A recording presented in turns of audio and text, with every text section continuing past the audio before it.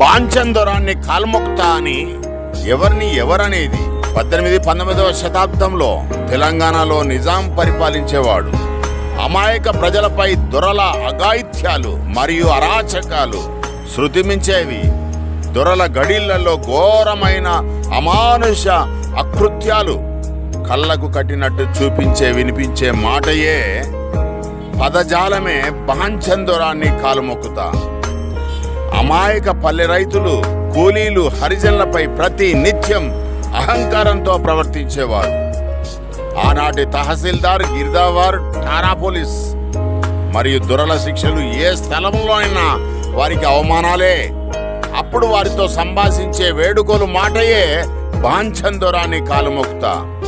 అంటే నీ బానిసగా ఉంటా దొరా, నీకు విధేయుడిగా ఉంటా దొరా అని చెప్పే మాటయే నీ బాంచందొరాన్ని కాలుమొక్కుతా. ఇన్ఫర్మేషన్ టెక్నాలజీ అభివృద్ధి పొందిన ఈ రోజుల్లో కూడా అంటరాని వారిగా ముద్ర వేయబడిన వారి సామాజిక వర్గం నుండి వెళ్ళిన ఎమ్మెల్యే, ఎంపీలు, అధికారులు, నాయకులు కూడా అలాగే వారి కాళ్ళ దగ్గర తగ్గి చులకనవుతున్నారు. వారి మోచేతి నీళ్లు తాగుతున్నారు. ఈనాటికి కూడా మారలేదు కదా, సమాజం మారలేదు. ఇంకా మార్పు రావాలి.